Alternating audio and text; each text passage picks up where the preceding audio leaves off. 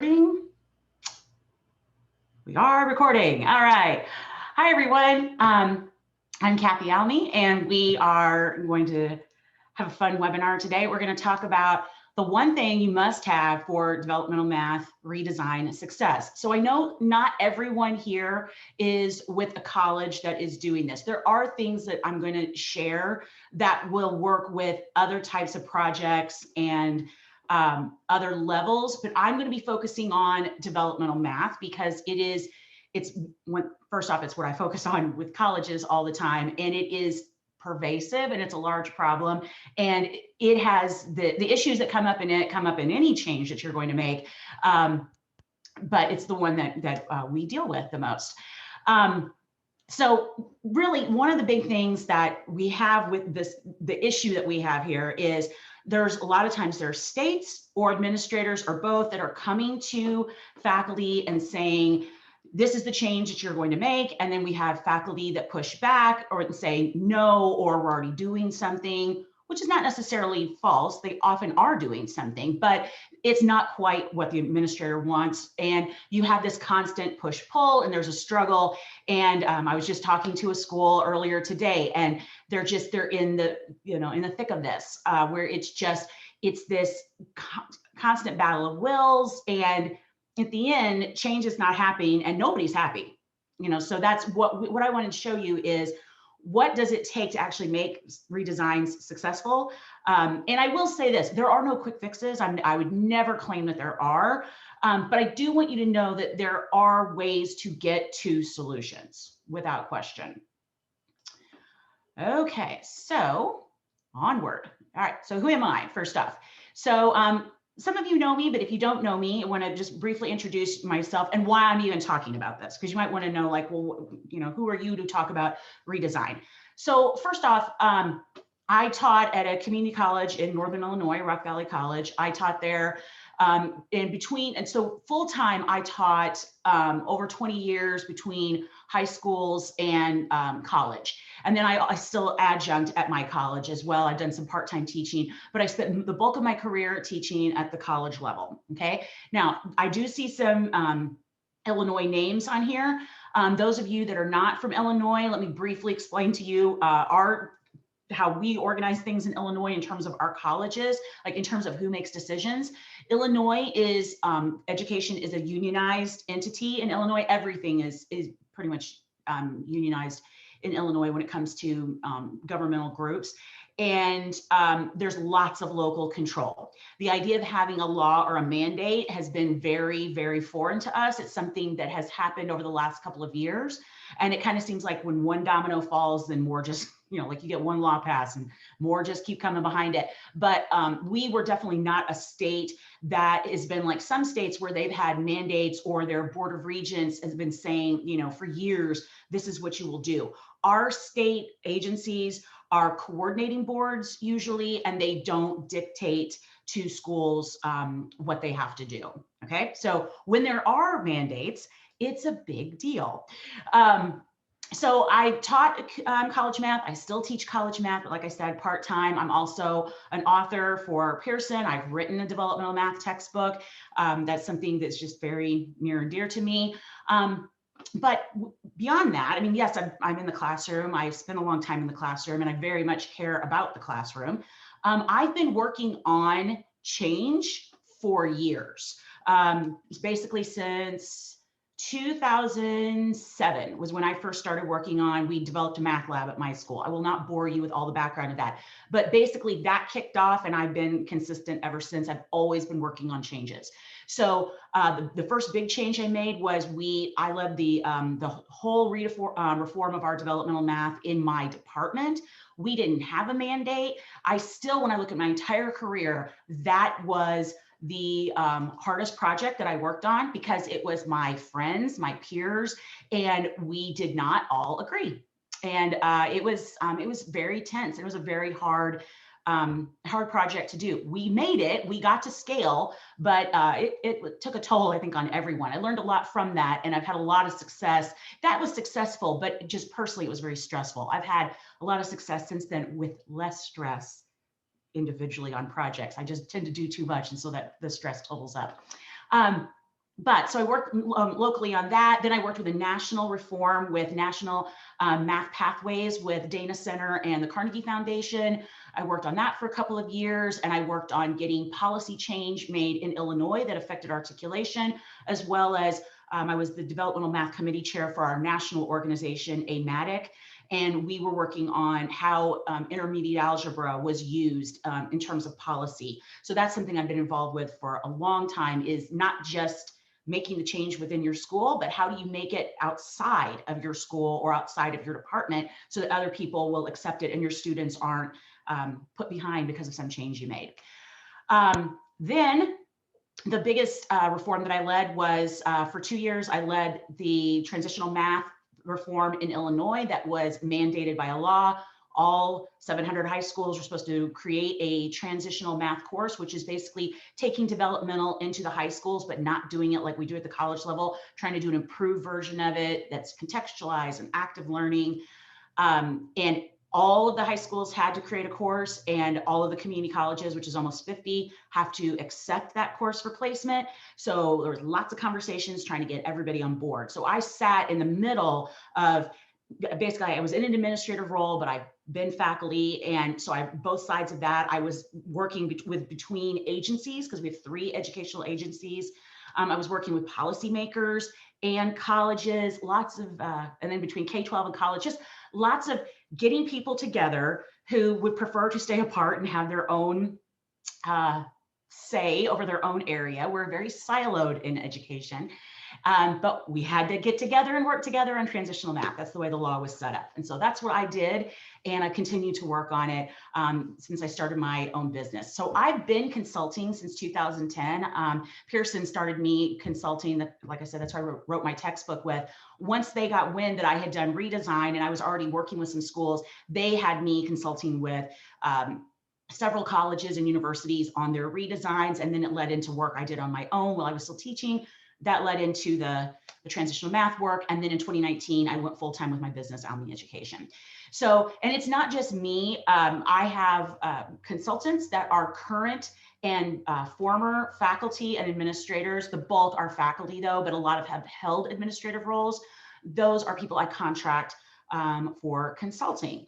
And if by any chance you're on here and you are a faculty member or former faculty or administrator who has done a lot in reform and would be interested in, contracting to work with other schools, please email me and reach out. My email will be on the last slide. If it's, yeah, it's not on this one. Okay, hopefully you can hear me now. All right, so and okay, so the point is I've done a lot of this stuff. Yay, Kathy. Okay, the big thing I want you to know is I work on redesign every single day. That is what I do. Now there's a variety of different kinds. I'm doing a ton with developmental math. That's what I've done for many, many years. But the point is I work with colleges and high schools, because redesign does affect high schools as well, every single day. I'm in the weeds. So I know what this feels like. I know what it feels like to have it come to you. I know what it feels like to enact it. It's tough. This is a tough situation because you're asking for big changes. All right, so let's dive in. This is what we're all here for. I know it's a lovely visual. What I think of, and believe me, I love math and I love my students, okay? But the structure that we have with traditional developmental math is basically formed like this clog in the drain, or the drain's not the great way to think of it, like a pipeline. The pipeline that's headed towards completion, a lot of students get bogged down in developmental math. And sometimes it's because they're not doing their work or showing up. Sometimes they're in the wrong class. Sometimes it's structures that are outdated. There's all kinds of reasons. It's never just as simple as we can point to one thing. It's a lot of things that have come together and have put so many students in this area, developmental math. So they're taking courses at colleges, but they're not getting college credit. And they're not getting out of those courses very quickly a lot of times.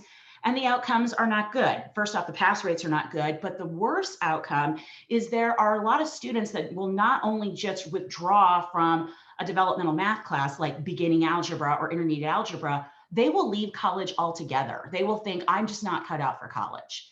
Okay, so there's all these efforts that have been going on for years and years to try to improve the situation with developmental math. And some are internal and they are very much at the classroom level. Some are very structural and they deal with at the policy level. There's all kinds of changes. And I really do believe that you need lots of things to make this work, because that's in all the work I've done. There is no quick fix and there's no one single thing that if you just do it and, you know, the flavor of the day, whatever it is, it just magically fixes everything. That's not the case. Okay, so the things that schools have been trying are, one of the things is, well, let's chunk up, you know, think of like the little clog. We're going to cut it up a little bit. Let's go into modularized learning, or let's go into the Emporium approach where we're going to chunk the material up. And we're going to have students be able to work through little bits and get through quicker. We've made accelerated options where we try to make the sequence shorter. And so we try to compact more into one class. Sometimes with like a combined beginning and intermediate algebra class or other combined courses, and try to do it in less time, since some students are capable of doing that and some students are not. It's too much. We're doing a lot with multiple measures placement, meaning let's just try to get fewer students down into this clog in the first place. So let's try to get them placed as accurately as possible. And if possible, in college level. Not, then what do we do with them that is best suited for them in developmental math? We've done things like try to improve the clog, where we do things like developmental math pathways courses. That's the one that I worked on so much, where we make these new courses that instead of just skills with algebra, we do context and problem solving, and we try to show students how math is relevant and interesting, and we engage students. That's one way. We've started doing more with pipelines. So we have STEM and non-STEM. So we're trying to divert students out of, like all just focusing on this one, clumping up in this one clog. We try to divert them. We're trying to have fewer people come in again in the clog, not just through placement, but through things like high school initiatives. So can they get some of this done at the high school level before they even come to the college? They can go straight into college level. Some colleges have just said we're scrapping dev ed. And so they just basically take the clog and move it up to the first level, college level math classes, because we cannot deny the fact that there are students that are not going to be prepared. And when we can say, oh, we'll just make them all college level and that fixes everything. No, it doesn't. It just puts all your unprepared students in college level classes. So that's not enough. So that's why co-requisites are so popular, and they have so much effectiveness if done right, because the idea is we're putting the students who we think could pass a college level class, which again is many more than we originally thought years ago, and giving them the help they need when they're there. So it's not like just saying, let's just throw them all into college algebra and hope for the best. It's no, we're going to put them in, say, college algebra, and we're going to have a very thoughtful approach to how we're going to help them as they work through that content. Okay, so there's all of these different approaches that are going on with DevEd. So what works? Okay, how do you actually, make your developmental math approach, or, it isn't necessarily a program anymore. A lot of people, it is just an approach, because states like my state is enacting laws where they're reducing the amount of developmental math classes you can even offer. So that's why I often use the term approach instead of developmental math course. But I want you to see this, and don't get hung up, because I know we got a lot of math people on here today. Please do not get hung up at the point of where the needle is pointing. It's arbitrary in this picture, okay? The point is not, we're always going to do a ton of co-recs and we're not going to do very much with, that's not what this says at all. This is just, the idea is when I'm working with schools, I think there's all these different pieces that we know have effective aspects to them. We know co-recs are effective for some students. We know high school initiatives can help. Math pathways can be really helpful. Placement, multiple measures placement. Sometimes accelerated courses make sense. All these things. But how much of them do we use at each school? That's the question. And that's what I work on with schools on a regular basis. And that's why we have this picture of these dials, because it's like, what do we dial up and what do we dial down? Because maybe they have something right now where they're doing a ton with Emporiums. Maybe they don't need as much with Emporium, but they need more with pathways. We will look at, I will look at the culture of their school, the history, like what are the politics going on in the school? What are the resources they have? How big are they? How big a school is, really affects a lot of things they can do. What is their student body makeup? What does the data say? What are they trying to get to? Then what we do is we, again, dial these in and up and down to figure out what, it's tweaking. How do we make this nice cohesive developmental math approach that works for all of our students so that ultimately we have more students completing? And as math faculty, I want to add one more caveat to that. More students completing without reducing rigor. We're not reducing standards. We're not making courses easier. That's never what we're doing. We're not trying to fudge it and just have a bunch of people go through so we can say we were successful. I mean, successful for real, okay? Is every student going to graduate college? No, but can a whole lot more graduate college than are right now? Yes, that we know, okay? Getting to this point, okay, so you might want to dive in. If you're a faculty or administrator, you might want to just dive in. It's like, oh, okay, should we do more with pathways? Should we do more with placement? And then we get kind of right into this and we're like, oh, these are the things that we're going to focus on. You can't start working on these yet without a few things in place. And that's the problem, because a lot of us dive right into this. The next hot thing or whatever is the thing of the day that everybody is focusing on. So I heard this quote, and I've heard it from a couple different people, so I can't attribute it. If someone knows the exact person that said it, tell me, I will happily attribute it to them. But this is the thing to remember when you're doing redesign. Change moves at the speed of trust, okay? So like I said, I work with schools all the time. I'm working with one college right now, and there is a great deal of trust between the faculty and the administrators. And actually, I'm working with a couple of colleges that are like that, and things just cook. We can get in. We're not being, it's not like we're not being thoughtful. We're being very thoughtful, but we do not have all the baggage and we do not have all the arguments. And if someone doesn't agree about something, we're able to address it and deal with it and move on. And things just move. People are, they feel like their opinions and their perspectives matter, and they trust what's going on. They don't feel like they're being cast aside or scapegoated or whatever. And so they're willing to either work on the reform, or if they're not directly working on it, not impede it. Maybe they're in another area. And we all know this, okay? And if you don't know me, I will tell you this right now. I don't do BS, and I tend to call out things the way they are.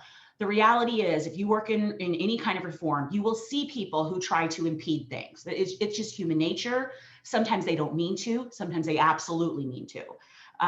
But what we don't want is, we don't want people digging in their heels when we start this. We want to be able to have whatever we're going to do. Let's say it's going to be more math pathways, or it's going to be more multiple measures placement, whatever we pick that we're going to do, we want people on board with it. That requires trust. And until you have it, you're not going anywhere. Okay. And that is just the reality of it. Okay. So what is this one thing? That's what I titled the webinar. What's the one thing you need for math redesign success? So first up, what I want to do is define success, and then we'll get into what you actually need. When I say success, this is what I mean, okay? Which is kind of Kathy's definition, but it's also used by a whole lot of people. I didn't coin it. But it's not enough to say, we have such and such initiative in place. That's not what I mean by success, okay? Success means we have scale. So that means all of our students are served. It's not like we just have a hodgepodge of things. We have all of our students, regardless if they're at the higher end or the lower end or the middle or whatever, they are getting their needs met with effective tools. So that's number two. It is effective, meaning however we define, because when you start redesign, you need to define what's your goal. Is it a certain level of percentage completion? Is it a retention rate? Is it a pass rate you want to get to? Like maybe all your classes have 30% pass rates right now, and you'd like to see 60% pass rates minimum for the classes. Is it that your students are better with critical thinking, that they are more prepared for college level courses? Whatever you establish as your goal, your redesign, if it's successful, is meeting that goal. It is effective at getting those things to happen. For most schools, that goal anymore is not. For years it was, oh, I cannot spell components. I shouldn't be pointing that out, because now you know it's misspelled wrong. I will fix that. Um, that's bugging me. Um, for years, success in developmental ed was the internal pass rate for a course. Okay, that's what we were going for. Anymore, that's not enough. And I don't know that it was ever enough, but it's really not enough because we're trying to see that students are not just getting through this course, but signing up for the next one and getting through the next one and finishing something. Okay, not just starting, but finishing.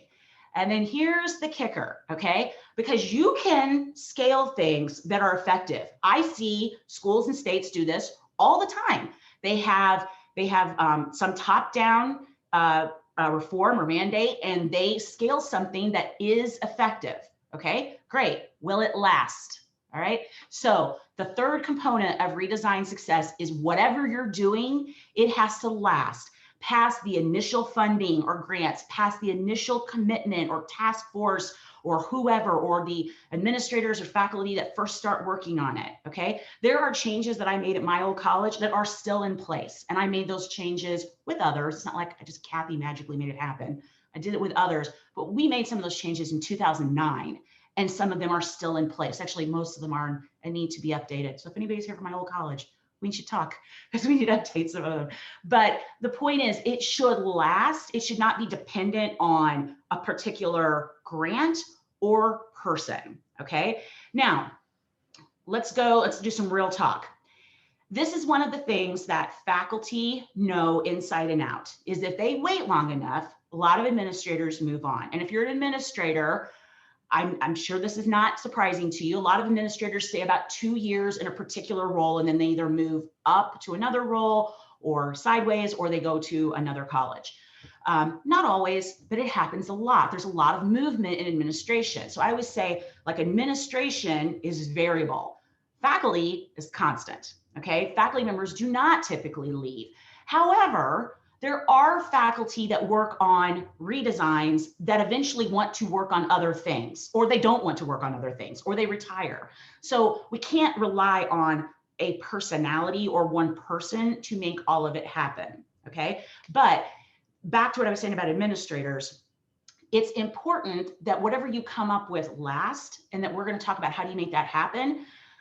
Because if it doesn't last, it will die out as soon as the funding dries up or the administrator leaves. And there are faculty everywhere who are counting on that. And sometimes it's because they think something is unsound. Sometimes they don't want to work on it. I mean, it's for whole different reasons. I mean, I can't deny and say that there weren't things that came my way when I was faculty that I was like, really? Is this, you're kind of like, is this going to be a fad? Could this be a fad? Maybe this will be a fad. And you're kind of wishing and hoping. What we want is something that people aren't wishing and hoping would just end. We want something that people are good with and it will last because people want it to last and because it makes sense to last. Okay, so this is what I'm defining as success. We're at scale with effective techniques, however we're using them, and whatever we had, it lasts beyond the initial excitement and resources that exist for it. Okay, so back to, now let's get into it. What is the one thing? So first off, is it a law or a mandate? Absolutely not. And there are a lot of people, especially policymakers and bureaucrats, that think that this is all it takes. Now, there's a lot of them that know this is not all it takes. Most people know that it can be helpful, but a law or a mandate on its own isn't going to make change, and it's not going to make things successful. This very top-down approach, it does have some benefits. I'm not going to deny this. The work that I did as transitional math director in Illinois, because I had a law behind me, that helped tremendously, because the people who are like expert at digging in their heels and not engaging in change, they really couldn't do what they normally did. Now, I'm not saying they didn't try creative ways to make the law not happen, but they weren't able to just be like, I'm not doing it. It's like, okay, there's a law, like there can be consequences. And I do want to mention one thing, because I've had several faculty say this to me before. Kathy, what are they going to do to me? What are they really going to do to me if I don't do this? And that's what, some will say. They'll be like, why should I have to? How could they even punish me? Okay, so faculty, if you're an instructor, these are the things that you probably know, but if you don't, please remember this. Can your administrator not necessarily fire you, especially like you're in a unionized state or something, if you're not compliant? No. But they can make your life miserable. Okay. It was never my goal to ever get on my administrator's bad side, because I knew that even if they, couldn't, get rid of something, they could make it very uncomfortable. And we can always do that. If faculty can do that, administrators can do that to faculty. Nobody really wants that in the end, that kind of contentious relationship. Okay. So that, first it's like, it could be difficult within your school. Here's the other thing that can happen. The one place, and I learned this by working in state government, the one thing that state government has at their disposal is funding. Okay. And giving it or not giving it. So if you have a school that is not making the changes they're supposed to make, then that school can possibly receive less funding. That is a lever that someone at the state level can pull. So my thing is, let's try not to get into this, like, how do I make them do it? Because heavens, that never goes well. And it gets, again, can you tell I've worked with some contentious situations? It's great if we could just like never go down that road. So let's not start with, can they make me? I mean, that's why laws and mandates come out. Let's go with, what is the law or mandate trying to do? And let's use that and see how, usually they make sense, not always. And sometimes the idea makes sense, but the execution doesn't. But it's like, how can we work within that in a sound way? That's what I try to get schools to focus on. If there's a law, like in Illinois, now we have a law that affects Dev Ed. Okay, how do we meet the requirements of that law in a sound way for students? Okay, that's what we're trying to do. All right, so is it a grant? Okay, so grants and funding are fabulous, and they do not make change happen. There are schools I see all the time. I work with schools, they'll be like, hey, we just got this money, but like nothing's happening. We don't know what we're supposed to do. And, it's because the money, while it's wonderful, it doesn't make things go. It doesn't make activity happen. It's still, you're coming back to, it's people. So yes, let's get funding and let's make sure we're spending it well. We'll talk about that in a little bit, but it is not the make or break. It really isn't. The first major redesign that I did, we didn't have a grant. We didn't have any major funding. And when I started the transitional math project for Illinois, it was an unfunded mandate. So the idea of, can you start without a grant? Yes, you absolutely can. And the one thing that I know to be true is that if someone at a college really wants something, they can usually find a way to finance it, support it, fund it, whatever, be it release time or stipends or whatever. There are often ways, if we want something, that we can find ways that are legal and ethical and within the rules. I'm not saying that there aren't, but there's ways that we can do things correctly and still, get funding for things that matter. All right. So is it a committee? Like, I think we all know this. When I type this, I'm like, okay, no. Has a committee ever solved all of our problems? No.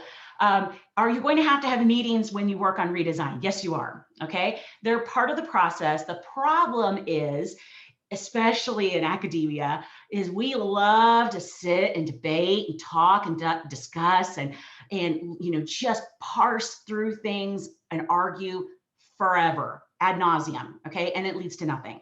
Sometimes it leads to something, but it's a really long time before it does usually. Okay.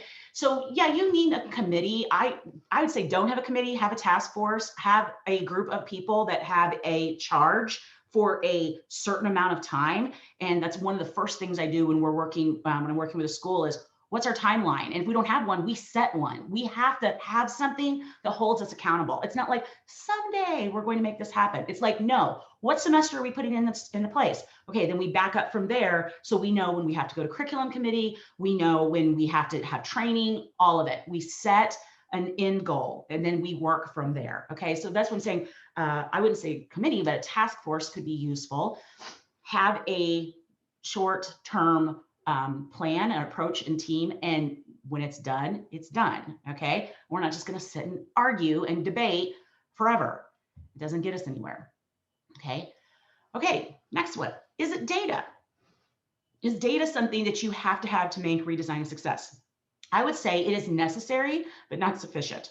That's for the math folks again. Necessary, but not sufficient, okay? I've seen this happen so many times, and it's often to administrators that are non-math people, it is befuddling to them because they're like, why isn't the data convincing the people who are numbers people by profession, okay? And here's the reality of it, and I've watched it up close time and time and time again, all right? The reality is that if you are a math faculty member, a lot of people have their doctorates, even the ones that don't have their doctorates. They know how data and research work. They know that things can be, that you can have good data and you can have bad data, that you can make data say almost anything you want. They know it can be bastardized. They know that, they know how this works because they've either done the research or they understand the math behind it a lot of times. That's typical. They often do understand the math behind the results. And so they know what can be manipulated. And the problem is they don't necessarily trust the outcome because they're like, the more you know about data and research, the more you know that you can affect results. And that is a reality, and people do that, okay? And I'm not claiming any dev ed research that has happened. I'm saying research in general, okay? So because of that, it's not like they just buy lock, stock, and barrel into, if the data says it, it is so. Now, if the data comes from people they trust, that they feel that they can trust, they are much more likely to believe it. It often depends on who's the source. So I've seen faculty be compelled by data from another school that they have worked with or they respect, or even their own school, but not necessarily from some national group. It really depends, okay? So yes, we need data because we need to be making informed decisions, but having it is not gonna be like, yes, let's go. That does not work typically. Okay, so we talked about laws, money, committees, and data. Okay, all of these you do need on some level. They're just not enough by themselves or even together. They're not enough. Okay, so I was thinking this at one point and I was like, ooh, let's write that down. Okay, so this is what I believe, and this is just my opinion. Change does not happen in a ballroom or a boardroom. It happens in the classroom. Okay, so I've been in a lot of ballrooms at convenings and big organizations and meetings where we talk about policy and philosophy and what we need to be doing. Great, okay? That's not where the change happens. We can have, internally those same kinds of meetings with boards and, be it the board of trustees or just the executive administrators of the college. This is what we need to happen. Where does it happen? It happens when the faculty are on board and things actually change in the classroom. That is where we have actual change that affects students. Again, we need to have, whatever these meetings to talk about what's the big picture, but it's not enough on its own. Okay, that is not where everything happens. It happens when you get faculty involved. Okay, so what is the one thing? It is faculty engagement. Okay, this is my belief. And the reason I believe it is because every redesign that I have seen that has been successful and lasted had faculty engagement. Okay, definitely there's been some big ones throughout the country where they did something big, but it may not have lasted. But the ones that do, there's always a faculty member somewhere in the mix that is really what I think of like the engine. They are driving it. Okay, so I'm not saying perfunctory roles. Okay, I've been in more rooms than you can imagine at committee meetings where I was the sole faculty member to represent all faculty, and there's all different kinds of positions, and I was the one faculty member, and we're talking about things that affect instruction. Okay, that does not work. You got to have multiple faculty involved. Not only, it's not like if you just have faculty, all the magic happens. I'm not going to say that either because that's not the case. Okay, you can have all faculty engaged, and again, you need all these things, but it's not going to happen. The change isn't going to happen until faculty are engaged. Their expertise matters. Okay, these are the people that are in the classroom and they have a lot of expertise. However, again, real talk, there are absolutely faculty out there that can be super difficult and challenging. Some do it and they don't realize they're doing it, and some do it and they totally realize they're doing it and they take great pleasure in doing it. Okay, so that's, there's a reason why sometimes administrators go around faculty and don't include them. Administrators know faculty being engaged is core to making a change happen and last. They also know that faculty can be really challenging. And I'm saying this as, from one instructor to another, we can. And our heart's in the right place, but sometimes we can be very focused on only the part that we see, and we don't necessarily see the same issues that administrators see. And that's one thing that was really helpful when I got to go to the dark side and be an administrator for a while. You just, you see other sides to issues, and it just, it changes your perspective. Being in the classroom is important, but there are other issues that happen and affect change that are not just in the classroom, although, the classroom is a big part of it. Okay, so this is what I believe, that it is the deal breaker whether or not your redesign will happen and last in terms of if you have faculty engaged or not. You can get it off the ground, but will you see success, 10 years from now if they're not involved? Probably not. Okay, so we know this. Okay, so we know that completion needs to improve, college completion and needs to improve, and math is often the problem. And sometimes the issue are policies and structures. So that's some top-down changes that have to happen. That can be things like placement, prerequisites. There's all kinds of things that are more at the structural level. Sometimes it's content. Okay. I will say this, a lot of times when it's content, even on the courses that we don't think are as great as we once did, like intermediate algebra, but the instruction can be excellent. I've seen that time and time again, where you've got teachers that know what they're doing. They just happen to be teaching content that might not be the best content for all the students that are in the room, but the instruction is really good. So sometimes it just needs to be, what are they teaching? So sometimes you need changes at the top. Sometimes you need changes that are bottom up, that are at the faculty level and the classroom level up. But the idea is faculty have to be included, even though they can be challenging. Their perspective matters and they must be part of it. Okay.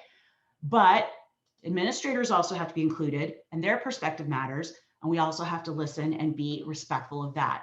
Both matter. Okay. So let's look at why our faculty are not always on board with redesign. Okay. So here are some of the things that I know that I thought, and I hear often with faculty. This is what they're worried about. What am I going to teach? If this goes into place, are all the courses I normally teach, are they gone? What am I going to be teaching next semester? Or they're asking, who am I going to teach? Like, I know who I'm used to having in my classes. Who am I going to have in them now? This is a big worry. There's a lot of faculty that are worried that these changes are setting students up for failure. They're not convinced they're necessarily setting them up for success, because we all have assumptions on what it takes to be successful, and we get ingrained in those. Okay. This is a big one. Sometimes people will say it out loud. A lot of times they don't, but it's being thought of. Who is going to help me make these changes on top of what I'm already doing? Okay, where is the time going to come to do this? Like, because everybody's busy. So how is this going to happen? And then who's going to help me when we run into a problem? Because we are going to run into a problem. Something is not going to work. That's just the way change is. Then what do we do? Who's going to help? So earlier I said that you don't have to have a grant or necessarily funding to start a project. It sure is helpful if you can have some, and if it can be set aside for people, the people that are going to do this work so that they have the time to, either with a stipend. At my college years ago, we actually had a choice. Now they don't have that anymore, but years ago we could choose, did we want more? Did you want just to have a stipend and make extra money for this? Or did you want to have a class removed from your load for, say, a semester, so you would have more time to work on this? I think you can imagine, having both as an option, it becomes problematic. So eventually I think they went to all stipends. But that's something, can someone get release time? Who needs time to do these things if we're going to do them right? Okay. Also, putting money in places where you can get support. Say it's a conference you want to go to, or whatever. There's all kinds of things. It's some kind of workshop or event or something. Can you will your administrators, will they fund you? And I'll just say, and bring in people like me. I have, administrators will bring in outside help sometimes. That's not the only way to get help, but it's one. And there's a lot of different ways. But having money to go towards the time and the support that is needed for change is huge. Okay, meaning I don't always think it's the best. Just it's spent on like labs and facilities. I've always thought invested in your people, and that will pay great dividends. Dividends, I can speak. Okay, so let's talk about how not to start a redesign, otherwise known as a recipe for friction. Okay, and I see this all the time, and it breaks my heart because when it happens, I just know, it's like, oh, this is not going to go well. This is not going to go well. Okay. The big thing is that faculty are often being told that what they're doing is ineffective. And basically, sometimes they're being told everything you've done for 20 years that you thought you knew is wrong. Sometimes that's said overtly, sometimes it's implied. And of course, that's off-putting to the person on the other side of it. They're like, I've been doing this. This is my career. I believe in what I'm doing. I know I've helped students. And while there may be some assumptions about certain prereqs that we need to get in certain courses, and those assumptions may not be accurate anymore. For example, do you really need to take intermediate algebra before you take statistics? No, you don't need intermediate algebra skills to be successful in statistics. So yeah, maybe things we've always believed be true aren't always correct, but these are the people that know the students. And they know what it's like to work with a student who is functioning at 6th grade, 7th grade, 8th grade level, sometimes lower. And it's like, how is that student going to be successful in a statistics class? And the reason that they sometimes are, pushing back and can be challenging is because they care so much, because that's who they're thinking about. The reality is that, and those are founded. I believe we have to look at, our very, very low students and how we're serving them. But we also need to look at other students, and not only for the very low. Their solution may be different than someone who's at a middle or a higher level of dev ed, so to speak. Okay, so here's another big one. When administrators come to faculty and they provide the solution instead of providing the problem. People in general, not just faculty, but in general, most people, because I've seen administrators do this when the state agencies bring it to them. People don't like being told what the solution is. They like having a say in the solution. They're fine with being told there's a problem, not really, but they can live with that often. It's when they're told this is how you're going to fix it, they don't typically like it that much. They want to, just by human nature, we want to be involved in that, and have a say in how it's going to be solved. And a lot of redesigns start without a plan and a team and the resources and the buy-in. They're just like, we're going to do pathways. That's what we're doing next semester. And it's like, whoa, slow down. Like, what are we trying to get to? How are we going to get there? Who's going to work on it? Do we believe in it? These are the things we've got to establish before we just dive in head first and be like, yay, place it. This is what we're doing now. Okay. So that is key. All right, so there's something that I've been working on for several months, and it's basically codifies something I've done for years, but it's a little bit more organized, shall we speak. So what I've been doing and what my company is doing now is we're doing something called the win-win. And this is what's really important to me, that whenever I'm working with a school, that nobody feels like they lost, okay? Nobody feels like they have begrudging feelings after a reform is made. We want administrators and faculty to both get what they want and need, okay? And that sounds totally unrealistic. I get it. I can just tell you from experience, it can absolutely happen. So what we do, this whole idea of this win-win, is we're trying to have a collaborative approach to figuring out how we're going to do this math redesign. Okay, so here's how I do it if you want to know, like, what is it that I actually do. Okay, we have a meeting with a team of stakeholders. So it's usually several faculty, and we have some administrators and anybody else who needs to be involved. We don't need everybody because you can't get anything done, but you need enough voices so that all the perspectives are represented, including you need to have a skeptic. You can't have everybody that's just, yay, this is all going to work. You need to have someone who's like, no, I'm worried about X, Y, and Z. That person needs to be there too. Okay. And what we do is we do a complete audit and figuring out like, where are you at with like the history of the changes that you've made? What's work? What are the politics of the situation? What kind of resources do you have? How many students do you have? What's your student body makeup? What is the data saying? We do this whole audit, okay? And then we look at all these different approaches. And I do that initially with having a meeting with these stakeholders, and then I go back and I sit down with all of your data, and I may follow up with another meeting if needed to, or with some of the people there to get more information on whatever. Then I take what I know, which years of experience of making redesigns happen, and I come up with a draft. Keep in mind, that's the key word, a draft plan. Okay, I do not come up with your plan. I come up with a draft plan, and we have another meeting with that same group, and I say, this is a draft. I'm going to give it to you, and I want you to poke holes in it. I want you to say, what did I miss? What are you worried about? What do you think will not work?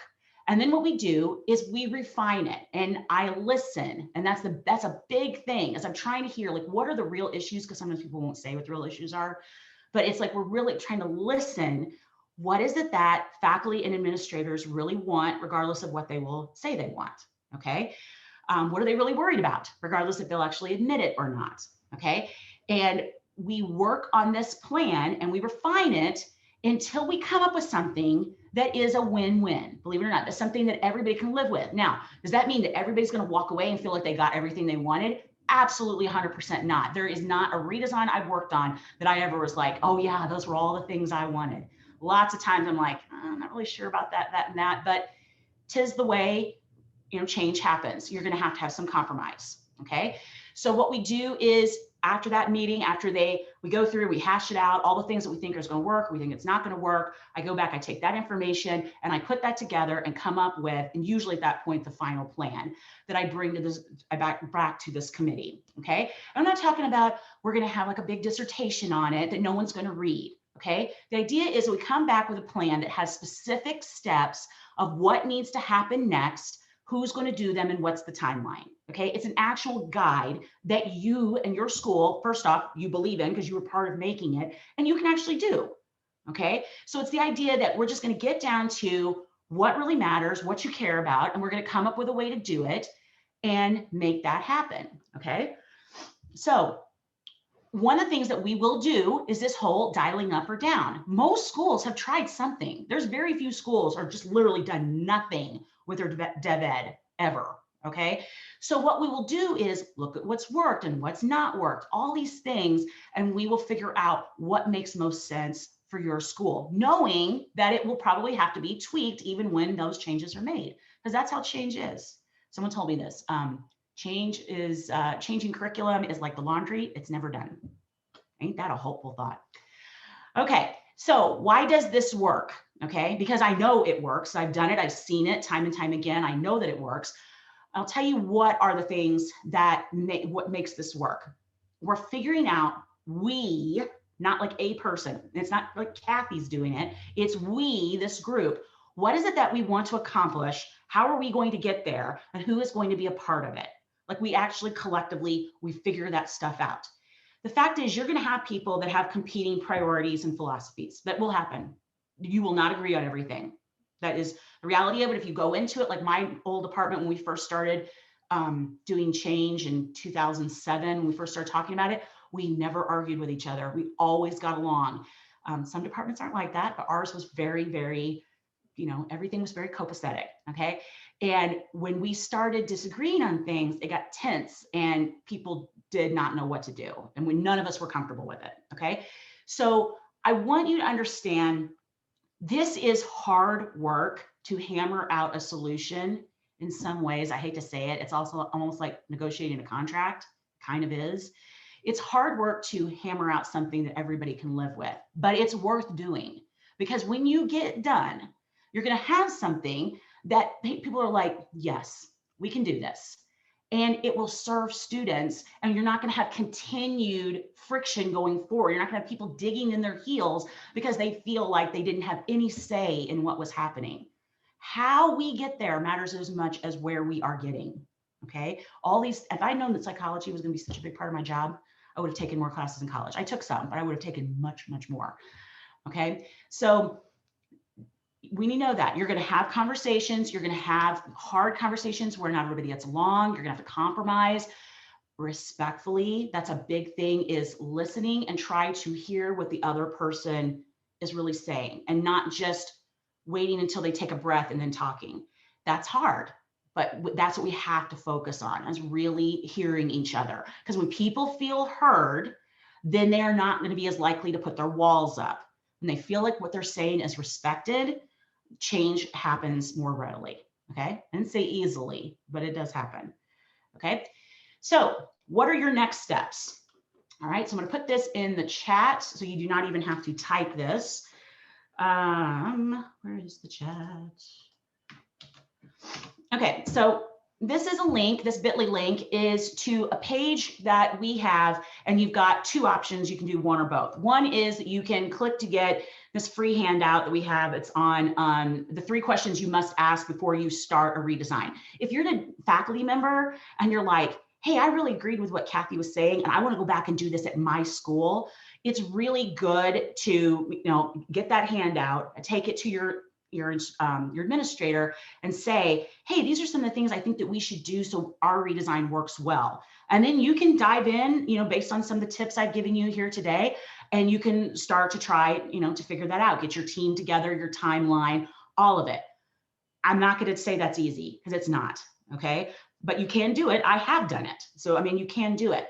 The other thing you can do is you can reach out to us. There is on that page, there's a place where you can, I think it says contact us. You can click it. There's a really short survey. So you can tell us just a little bit about what you've done so far at your school in terms of Dev Math. And then once you send it to us, then you get an email that allows you to get it to our calendar link. We have a Calendly link so that you can make a really short appointment where and it's free, and we just kind of talk through where are you at with things. And would like something that we have, like the win-win, would that make sense for you? Would maybe something else we have make more sense? Would something totally different make sense that's not us? I'm not going to lie to you. I would tell you if I don't feel like we would be able to help you. Okay. So that's the idea. So if you're just like, well, is that going to commit me to something? No, if you contact us, you'll be able to set up this, like, it's either 20 or 30 minutes, a Zoom call with me. Like I said, it's free. It doesn't commit you to anything. So if you're like, I don't want to do that, you don't have to. Or if you're just like, I'd kind of like you to, do you think that my situation, this would fit? Then let's talk. Okay. So, these are some options that you have. I will say this. Okay. There's a reason that schools, and they tell me this, and it doesn't hurt my feelings because I know the psychology of it. Okay. Because I've used it on other people. Sometimes there's someone at a school who knows that there are certain things that they did that could really help students, but they know the rest of the people in their department or the administration is not listening to them. So if that same sentiment is said by someone else, sometimes the messenger really matters and it will be heard. So there are times when I am brought in and it's literally just to have a neutral third party, even though I'm saying things that other people have already said, because I'm not at the school, I'm not faculty or administration at that school, I don't have a dog in the fight. All I care about is, are we serving students? That's it. And so it's easier for me a lot of times to have those hard conversations with people, because again, I'm not going to go back to work with you on Monday. We're not colleagues. Okay. We're peers, but it's not like I'm I work in your department. Okay. So sometimes it is easier having an outside entity who is a neutral third party. I will say that. Okay. So we just have 5 minutes left or 6 minutes left. What questions do you have? You can unmute and ask, or you can put something in the chat. What questions do you have?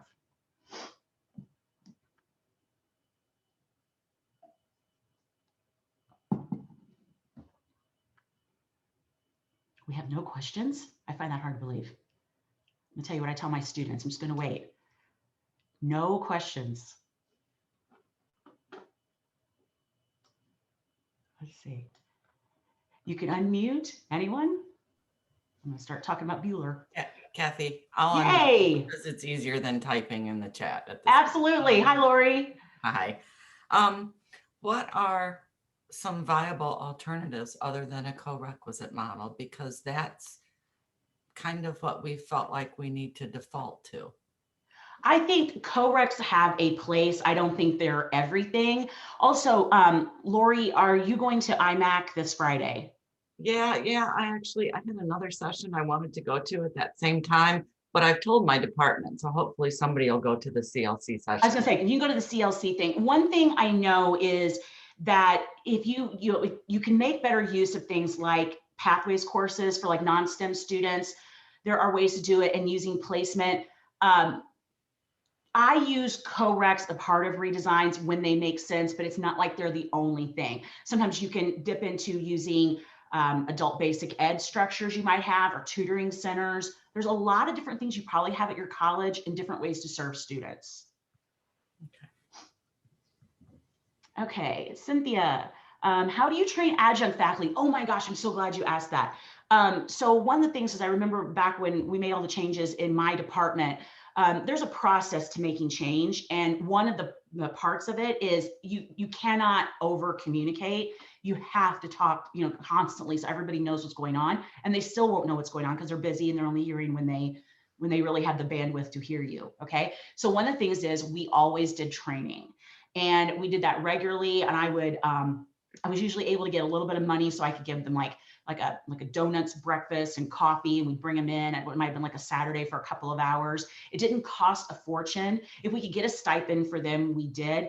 But usually it was just, like, you come in and do this, we can give you a couple hours and we can help you make this so much easier, make sense of this, and get you on your way. Because when we did the changes that we initially made in my department years ago, they affected every single person that taught dev ed. It wasn't like it was just one or two people. So every adjunct had to be trained.